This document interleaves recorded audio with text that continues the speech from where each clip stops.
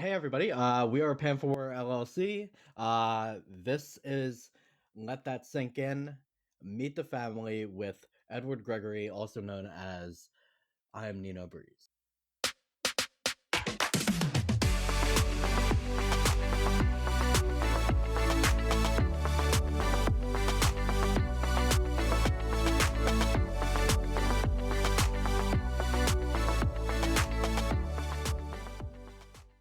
All right, and I'm gonna get started with a quick introduction for myself, and then I'm gonna pass it off to Anthony and Judan to give their respective intros.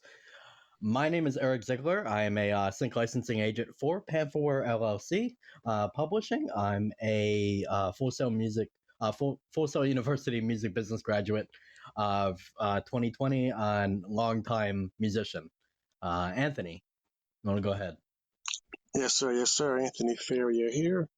Currently in Philadelphia, we are a music publishing company, Panfurware LLC. We pivoted our IT consulting company into music publishing. It seemed like a natural transition because we were already working technology and putting music into that. So we said, well, let's just see if we can put music into other places and other media. And we are working with Eric Ziegler this year, as well as Judan Armenti. So Judan, introduce yourself. Thanks, Anthony. Hi, everyone. I think most faces and names look really familiar to me. I'm Judan. I'm the owner of JA Creatives Consulting. I work with Panfurware as a business consultant and also as a sync agent and, well, let's just say, general source of mayhem and foolishness. So I have 25-ish years of business experience here in the industry, including ticketing, finance, customer service, promotions, events, blah, blah, blah. So looking forward to tonight's conversation. I think that we're going to have a lot of fun tonight, and I'm glad. Yeah, tonight's gonna be great. And actually, tonight is a kind of a new format. Tonight, we're gonna be having our fantastic interview with our fantastic artist here. Just a minute. But I do just want to say that tonight's gonna be maybe a longer session than what everybody's used to. It's we're gonna be doing our interview, then we're gonna be doing some listening sessions. We're gonna be doing Q&A. Then we're gonna actually go into some sync related topics. Which our guest here is more than free to stick around or leave at that point, whichever they desire. But that's kind of the layout for tonight. So we're gonna start with the interview. Edward, welcome. Thank you. How y'all doing today? We're doing great. Yeah. We're going to go into some general just intro questions, and then we're going to start to get a little deeper, and we're going to start to dig in a little bit. Okay. Yeah. Let's start with your name. My government, Edward Gregory, or my stage name? You can do either one. Well, Edward Gregory, I'm named after my father, one of the best men I ever knew, Edward Gregory Sr. He was a pastor and just a great man, period, so I'm happy to be named after him, be holding his name down. Edward Gregory didn't ring too well, though, like on stages and stuff like that.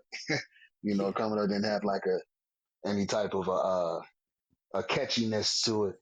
And some of the nicknames people called me coming up, a friend of mine named Randy, he had an uncle who said I reminded him of one of his friends named Nino. He said I was always observant and all of that. So he used to call me Little Nino. And then my 8th grade science teacher used to call me Cool Breeze. So I put Nino Breeze together, Nice. And that's how I actually got my stage name. Very nice. Very nice. And where are you located? I actually live in Las Vegas now. I've been in Vegas for the last 7 years. Very cool. And where were you located before then? Like, what was your location prior? I was born in Philly, and I was born in Jersey, and I lived in Philly for like 22 years. So Nice. I moved to Vegas. Yeah, exactly. Hey. Philadelphia. I moved from Philly to Vegas. All right. And how many years have you been in music? What are we in? 21 now? I guess it's been about 25 years. I think this is my 25th year actually. Yeah. Wow. All right. Yeah. And I say that as kind of a that's kind of a general question, but it's also, it can be split into how long have you professionally been in music as well? Yeah, well, that's what I went off of it. Professionally for 25 years. I've Okay. been into music ever since I was probably maybe 2, 3 years old. Like as Mhm. far as uh, being musically inclined in some sort. So, but yeah, professionally since '96. All right. Okay. And what type of what genre of music did you listen to growing up? And to kind of go off of that, how did it influence your style now? And what would you classify yourself as if you had to put yourself into a genre? Growing up, early on growing up, I used to listen to uh, like the SOS band, uh, um, who else? Like Peabo Bryson, Donny Hathaway, Luther Vandross. You know, a lot of those people that my parents would listen to. And Saturday morning, we cleaning the house, and we're listening to those records and stuff like that. Um, as time went on, and I got into my own type of vibe, I like the whole New Jack Swing era and all of that. That's when I really started getting deeper into music and things like that. And of course, with the New Jack Swing, that brought a lot of hip hop elements to it as well. So um, R&B and hip hop pretty much became a, a main fixture for me musically. And then as I would look into the songs and stuff, 'cause I always was a lyrical guy. Like I always like to, I hear lyrics before I even hear the melody um, when I'm listening to somebody else's song, because it's important to me what they're talking about. So when I was growing up, I would hear lyrics and I'd be like, oh, that's a real slick line and stuff like that. So then I started hearing stuff in pop songs and sometimes some country songs and things like that. So I just was able to open up my scope of the type of music that I actually would receive. But the main stuff that I was really fed mostly was hip hop, R&B, and gospel. Those were the main ones that I was fed early on. Okay, very cool. Yeah, no, like one of the biggest things that I tell artists is don't sleep on any genre. Don't it I think in order to maximize your potential as an artist, as a creative, you got to have an open mind towards all forms of music, because No, for inspiration sure. can come from anywhere. And I think Hmm. if you want to break out of your own box, and I mean it's much like entrepreneurship, you got to have something unique about you to be able to sell. And um in order to break out of your own creative box and have something unique about you, one thing that helps is to take little elements from genres that may be completely different than the one that you're currently trying to succeed in. Hmm. Yep. Because that'll give you the little, it makes you different than the next guy that's in that same type of a lane.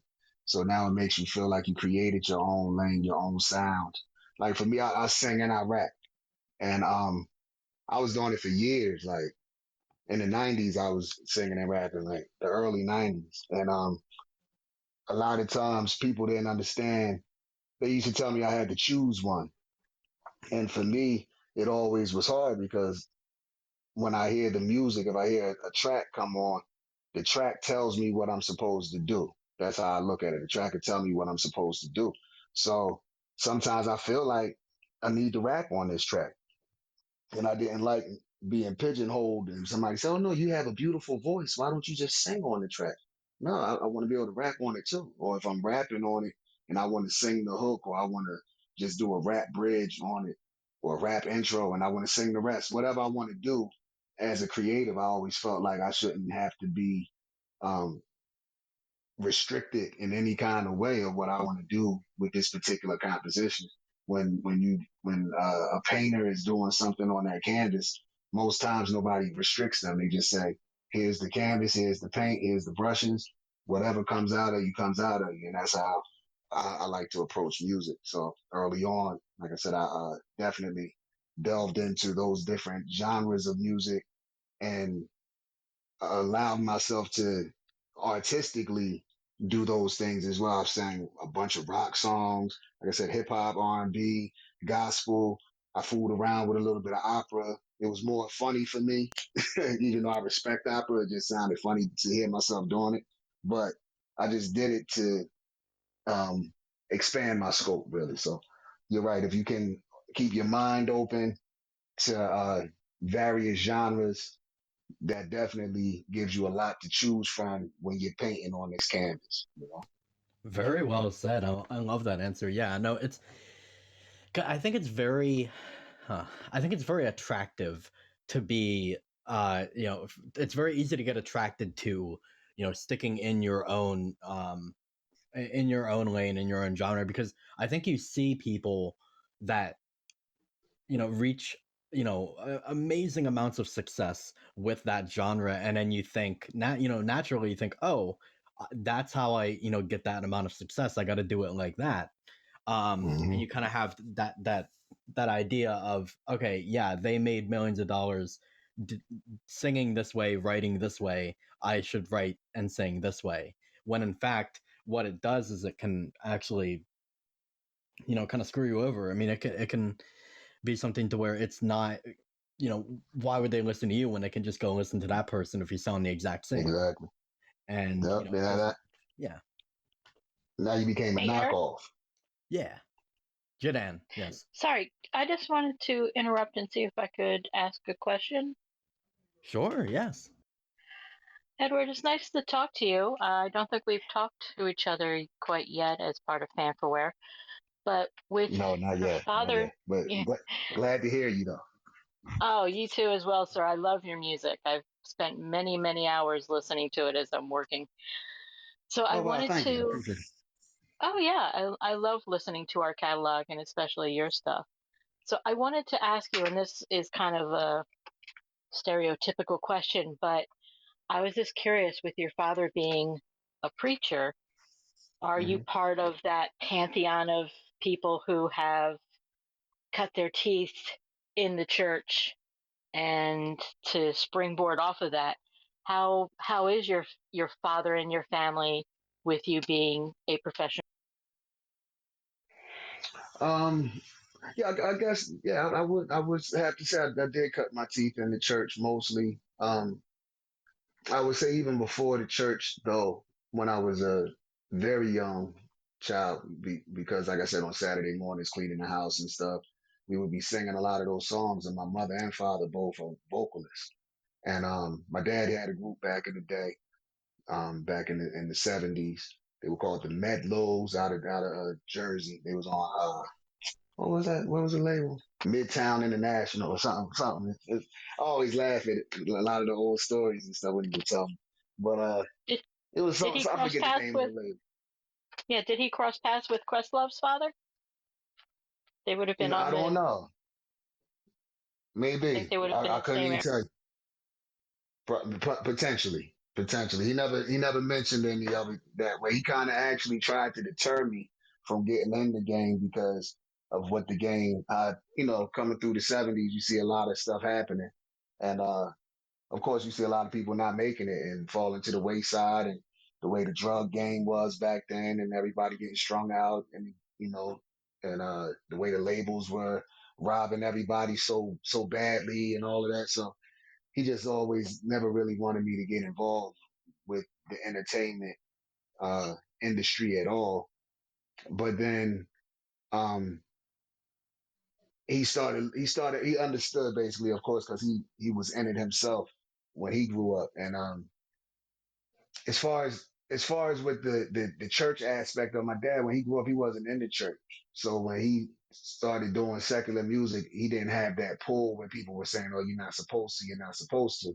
But then by the time I started doing secular music, he was a pastor by that time, so he had already made the little change over to believing that that's not okay. But he never lost touch with who he was or his experiences. So he was always able to impart some good knowledge to me. And he used to tell me, look, man, you're your own man. You know, I can tell you what I want you to do, but you're going to do what you feel is best for you. And if this is what you're going to do, these are the things that you need to just keep your eye on. Make sure you keep your business right. And, you know, if you're going to put something out, make sure you're representing yourself properly with it. Don't put anything out just because somebody else said it to sell a record. Or don't sell your soul for this. And don't do these things. So he laid down a lot of very good ground rules for me and gave me a lot of jewels to make it into a game that he didn't really want me to play. So, but yeah, just to answer the question, he didn't like, I never felt demonized or you gonna bust hell wide open. Like I never got that type of a feel from him or my mother. I just knew that they preferred that I would do gospel. You know, they both love my voice. They hear everybody always talking about my voice and all of that. That was cool with them, but they just wanted me to, if you're going to do it, everything that had breath need to praise the Lord. So you should be singing gospel. But like I said, my pop would just tell me, look, son, just do it this way. If this is what you're going to do. You know. Oh, that's beautiful that he actually helped you cultivate the gifts that came from both your parents. So that's a really beautiful thing to Yeah. hear about. Yeah, no problem at all, Judan. Yeah, as a note, you and Anthony are more than welcome to jump in if you want to have any other questions for our guest. I do kind of want to shift gears a little bit here. And what PRO are you currently under? I'm with ASCAP. All right. And was there any significance behind going for ASCAP specifically over a BMI or CSAC, or was it kind of just the first one that you approached? When I got mine back in like '05 when I first started doing it, when I first joined, and at that time it just seemed like um, that had been such a strong PRO for so long. I just said, let me go ahead and rock with them. You know, that's it. I think what's the other one called? Is it Cherry Lane? Uh, Cherry? as far as No, it was not PRO, Cherry Lane.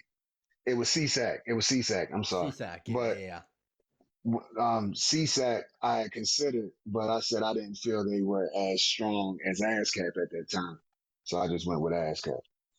Yeah, yeah. No, ASCAP is great, and Anthony, correct me if I'm wrong, but I believe CSAC is also what is it, invitation only, is or something like that. Yeah, at this point, it's invitational. Oh, Yeah, okay. so it's usually between BMI and ASCAP that people go to.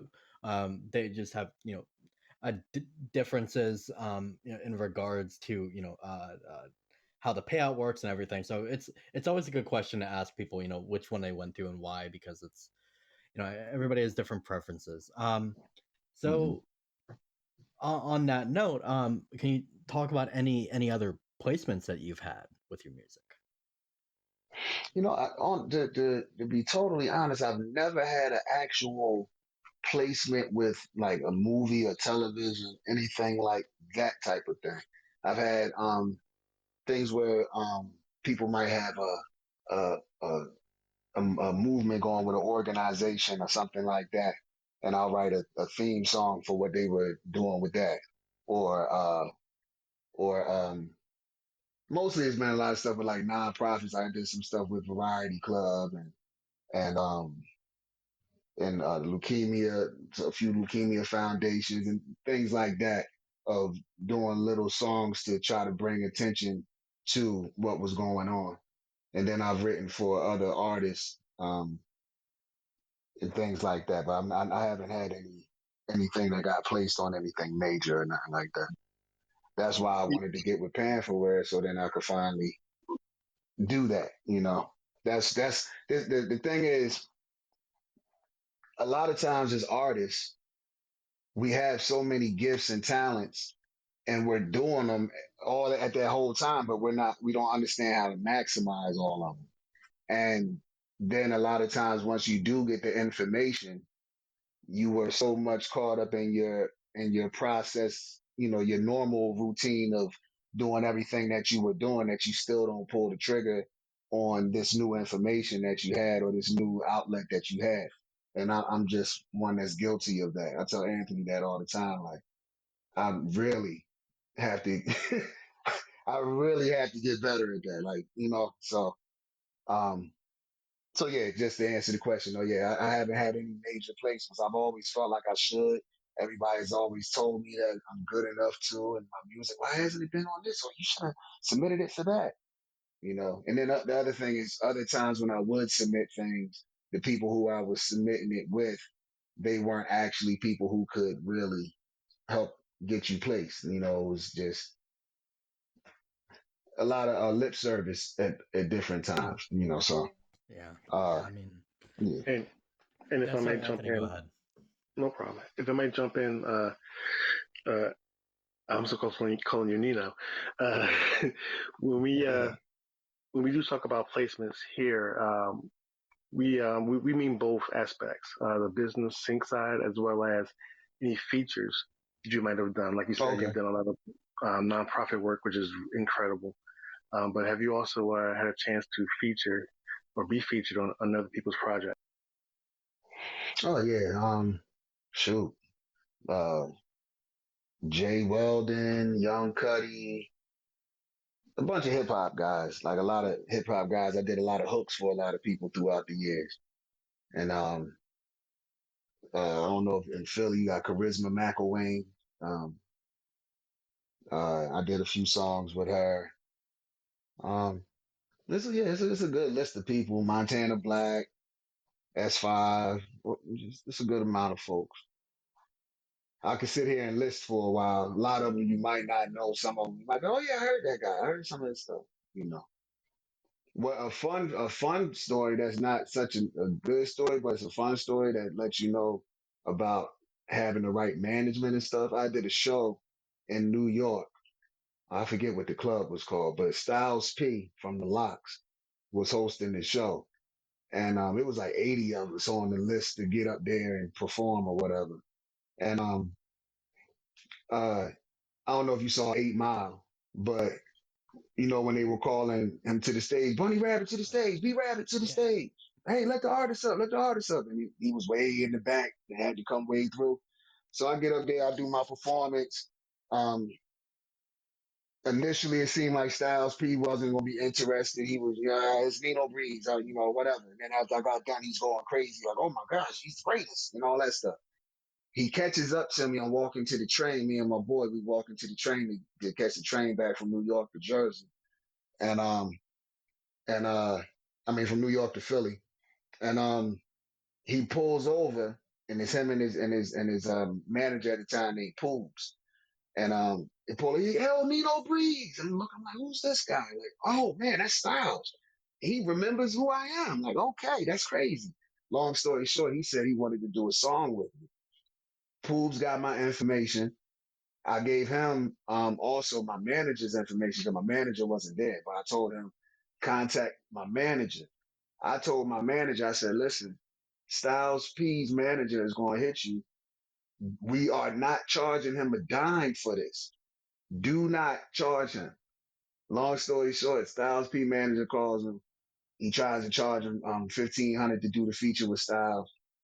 They turn it, they turn it down or whatever.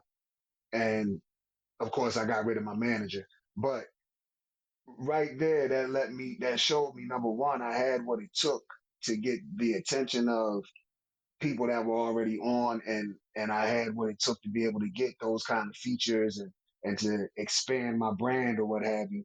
But it also showed me though, make sure you keep a lot of your business in your hands or have the right people handling your business because you'll miss out on them type of opportunities. So that would have been a placement that I could have told y'all about had I had the better management at the time. Wow. Wow, that's cool. I knew that wasn't magic. Like that could have been magic doing that. He dropped the Oh ball on that no, one. nah, that ain't me. That wasn't me. That wasn't me. I No, can he give you wouldn't. one more quick one too. These is like two insider ones that most people don't know. We had a meeting with Jay-Z in 1999, We were in Philly on South Street at TGI Fridays. That's when they had Fridays down on like Second and South or whatever. And we had a meeting with him. He was asking us who we should sign, if we like Gilly the Kid better or if we like Beanie Siegel better. This was before he even had signed Beanie. So it might have been 98 when we did this. It was 98 or 99, one of them. But long story short, my manager, it was a different manager at that time. He gave Jay our demo. Right now, we were having a show that night, and we had our demo, and we had our performance CD, and we had an acapella CD because we were doing something with some other production stuff. Well, long story short, our manager gives Jay-Z the performance CD instead of the demo. So another drop ball.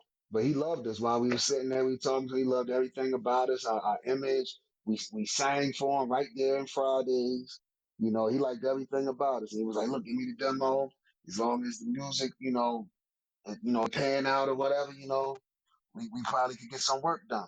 And we get back in the truck, and we was like, "Yo, put the performance joint on so we could get ready for the show."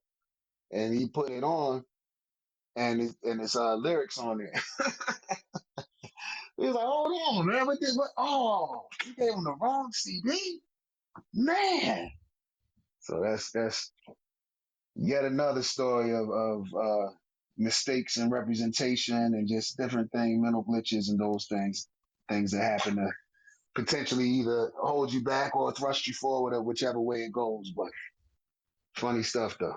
Yeah, no, like yeah, great story because that is something that I don't actually talk about very often, but is a very good point. It's a very simple one, but very important. Um, Make sure that your management is on the same mental wavelength as you. Make sure that they have the same goals and ambitions as you do, and that you guys are on the same. You're on the same team. You're thinking the same. You have the same strategy going. Because Indeed, perfect example is right there. Really fantastic potential opportunities that could have had your things going in a completely different direction. But I mean, management, you got to make sure that the communication is clear and transparent between the artist and the manager. indeed, Yeah. indeed. Okay. But yeah, I wanted to move on here. I have a few other questions. We're going to start to get a little bit, even deeper into it with some of these questions. Let's see. Um, Here's one. What skills do you, in particular, feel that are the most necessary in the music industry to have if you want to try and be successful? Mm. I would say, I know I it's a don't know if it's curveball. necessarily a skill first. I would say endurance. I'm gonna go that way with it first.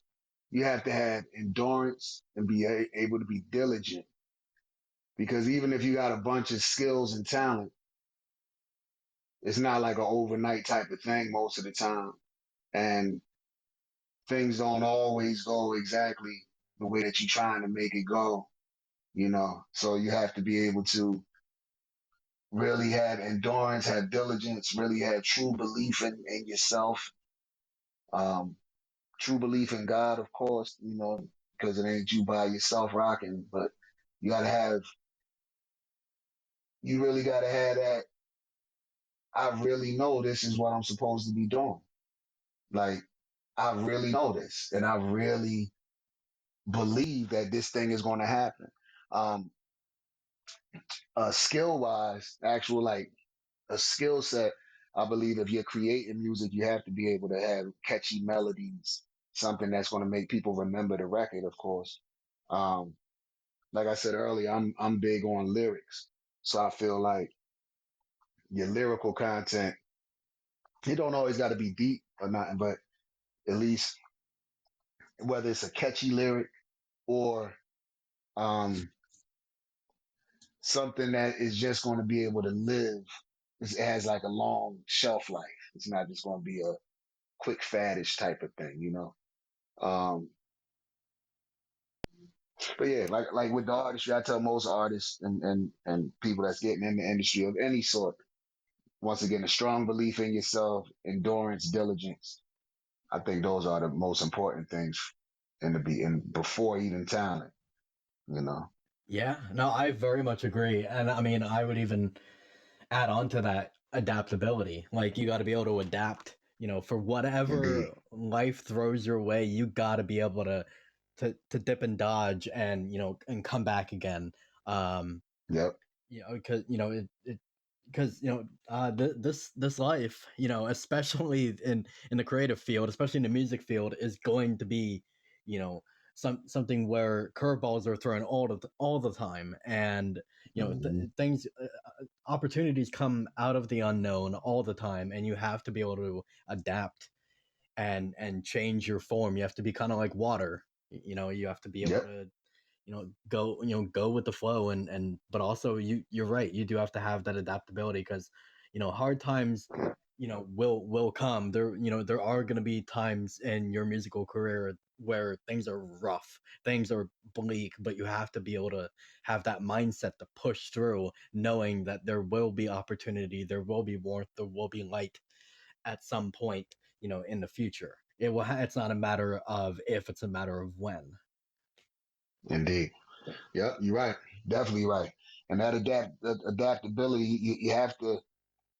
That goes for longevity in music as well. Like you look at people like LL Cool J, you know, Jay Z, and um, Usher, and all these guys, like all these people who for so long, like they came out however many years ago, but whenever they dropped the album, it was like ahead of the curve.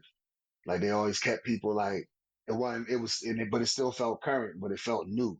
It felt, it felt, and then it still had that same vintageness though too, because they always were able to still be themselves, but in this moment, And so that, yeah, you're right, that adaptability, you have to be able to have that.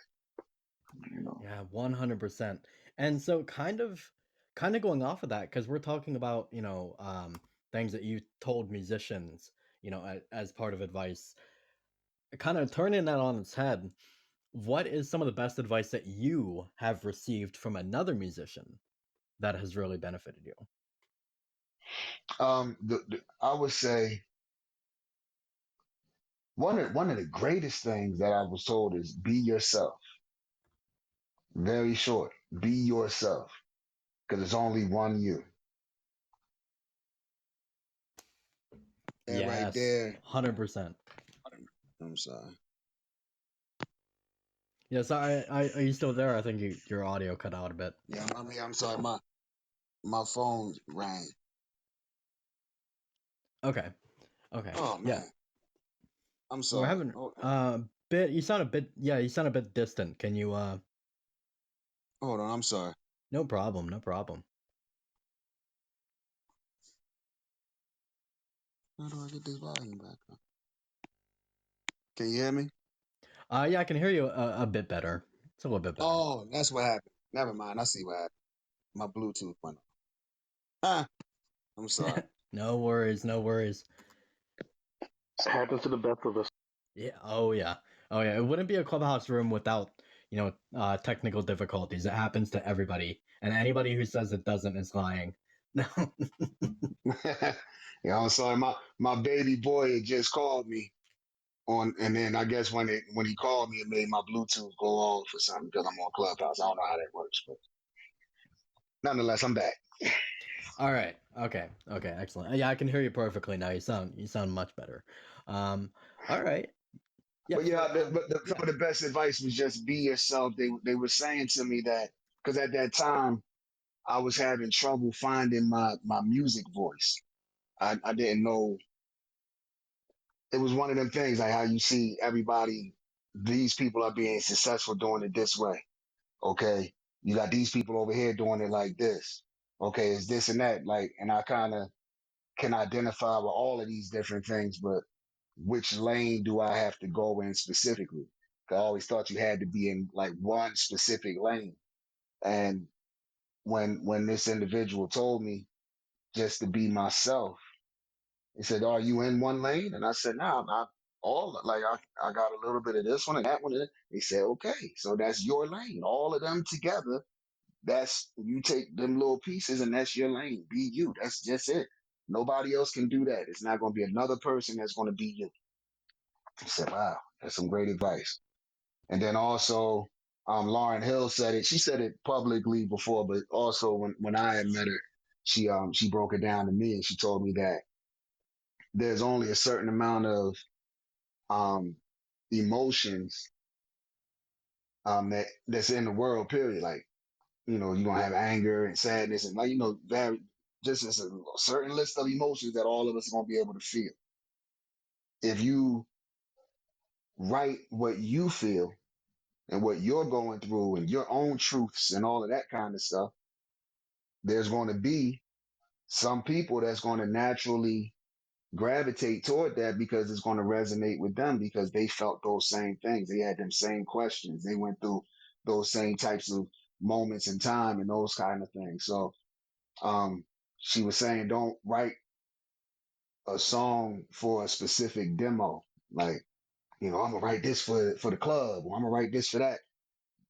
Don't do that unless that's like an assignment that you had. Like if somebody said, okay, we need a club song for something, and then you're like, okay, I can write that if it's like that. But if you're doing your own stuff and you just really just put you down, whatever is you, put those things down on paper, record it, and that right there is giving you the authenticity that you need. Um, and it's going to draw who it's supposed to draw. Don't go to just grab other people. You're going to draw who you're supposed to draw. So those two pieces of advice right there, I think those probably the two greatest bits that I've gotten. And those are fantastic tips of advice. Thank you for that. Yeah, uh, that's something I hope everybody listening can really invest in.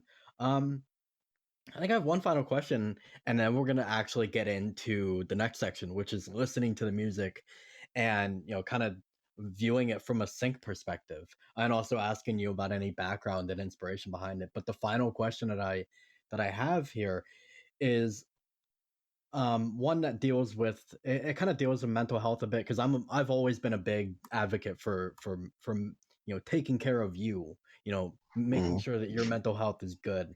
So how do you balance songwriting with other hobbies as well as taking care of yourself?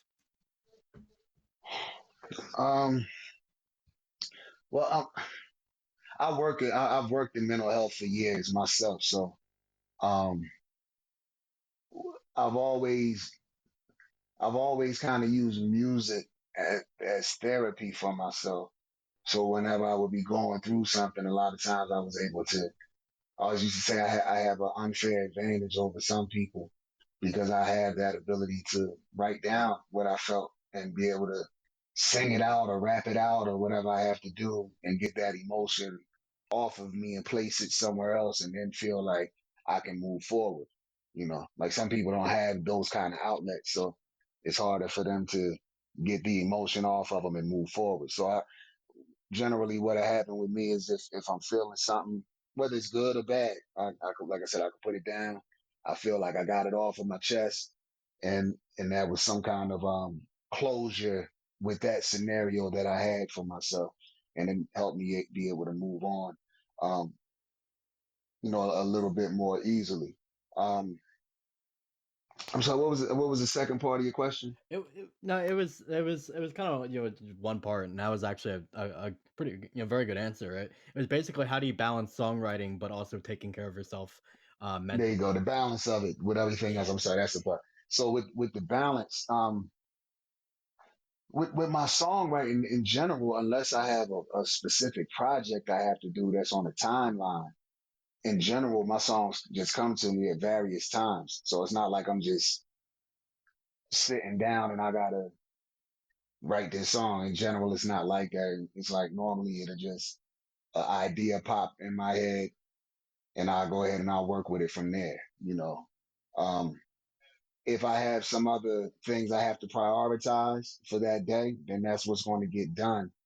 Um, in general, because what I found, and this is the other thing I found, after doing this for so many years, you know, certain things have to get done. Like you know, when I was younger, I used to put music before everything.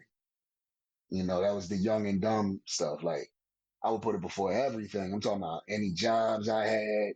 If I had my last little couple dollars, instead of paying this rent this month, I'm gonna go put that to make sure I get this song done because I know this gonna be the one. Like little dumb stuff that you do because you really believe it in yourself. So I don't know if it's dumb. I won't say dumb, but it's not necessarily the responsible thing to do, you know.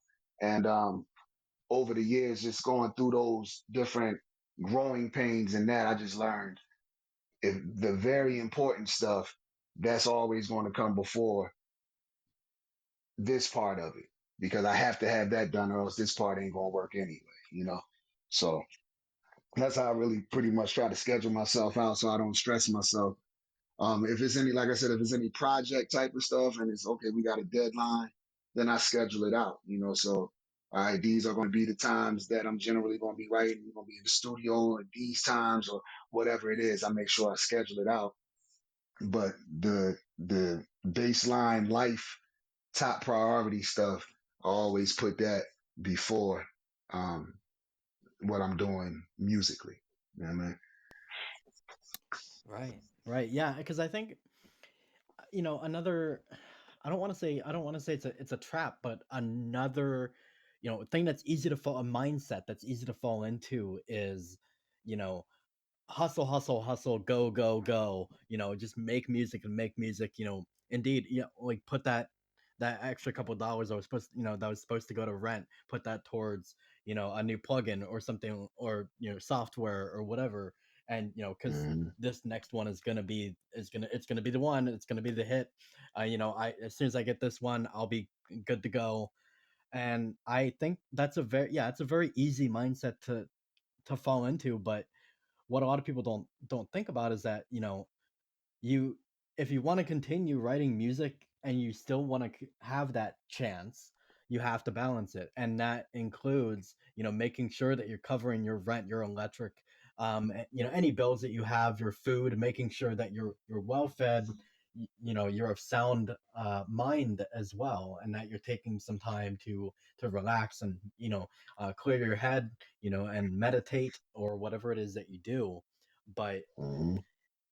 you got to balance, or else you're going to run yourself into the ground, and that's Yeah, not going to be good for anybody. like I found like I would do that. I worked in the school district for a lot of years as a behavior specialist and um, associate counselor and all those kind of things, and I would um I would talk to my students about prioritizing things and not putting too much stuff on their plate because you would see certain ones would get more frustrated and stuff like that. And I would always say, listen, no matter what you're doing, you only gonna be able to do one at a time. Like so you're overwhelming yourself. And then when I would like break it down for them, they would look and say, oh wow, Mr. G, that's real. That's real what you're saying. Like I am overwhelming myself. I only can do one at a time. And I'm sitting here and I'm telling these kids this forever. And I'm telling I did some some reentry work as well. So I'm telling ex offenders the same thing, because they're coming home and they're, oh man, I got to make sure I'm getting money now, and I got to make sure my family's cool, and I got to make sure I got to do this, and I gotta, and they're stressing themselves. So then when they're not performing fast enough and they're not seeing the results quick enough, they end up reoffending and they get jammed up. So I would tell them, like, you got to do this thing one at a time. And it came to me after some years I'm telling everybody else what the formula is. And at not one point in my life before that did I follow that formula. And I'm wondering why I'm so stressed out and what's going on with me. You know what I'm saying? So if those things it really taught me, it was like, look, this is something that you do. Music is natural to you. It actually kind of comes easy for me. It don't feel like work at all. None of that stuff it feels easy to me. But all of the other things in life didn't feel so easy to me. So what would I do? I went and I hid in my music. So I found that I was really kind of running away from life to a point, or running like the stuff that you don't feel like it, I was kind of leaning on my music more so as a crutch. And I didn't like that when I saw that angle of it. So I said, no, no, no, that's not what that's here for. We're going to go ahead and get this thing balanced out the right way. And ever since I did that, I've been a lot better. Not as stressed at all. My weight used to go up and down because of the stress and all of that. Like when you think about mental health, if I'm putting everything in the music and I'm shirking my responsibilities, what's that going to do? That's going to create more stress on that side of things. And there's going to be more people on your back on that side. So you got to make sure you got the right balance, or else, like you said, your mental health isn't going to be too good. And when your mind ain't right, thought is the most powerful thing ever. So if your mind ain't right, your thoughts get messed up. And since thought is the most powerful thing, if you got messed up thoughts, it's a lot of messed up things like power. I mean, the messed up things have more power over you at that time. So, so I was able to reel it back in and like I said, get um, a better balance of what I needed to do. So, Right. hopefully that can help somebody else maybe. Oh, I definitely think it will. Yeah, because I mean, I always say that you can't be, you never want to be at the point to where you're sitting at your computer doing mixing or whatever, and sitting there shivering and your stomach growling and thinking, damn, I'm sad. Because Yeah. if you're sitting there doing what you supposedly you're in love with, you're mixing, you're writing, you're making your music, but if you're sitting there doing it while you're shaking, while you're shivering from the cold, and your stomach's growling from the hunger, and and you're sitting there sad, like you probably need to readjust some things and rebalance. Yep. True indeed. But that is the end of the interview section. Thank you for answering all the questions. You had such good answers on everything. Like it's been so awesome to ask you these and to get all the wisdom and knowledge that you're bringing. I'm gonna give you a round of applause here. All right. Thank you. Thank you. Yeah. All right. I appreciate it, man. No They were problem at great all. questions, though. That's great questions. Thank you. Can't get a Yeah. great answer without a great question. Hey, that So thank you. that I is mean, look, I'm true. gonna give you your round of applause. I don't got the clap machine, but Hey, there we go. Thank you very much. Thank you very much.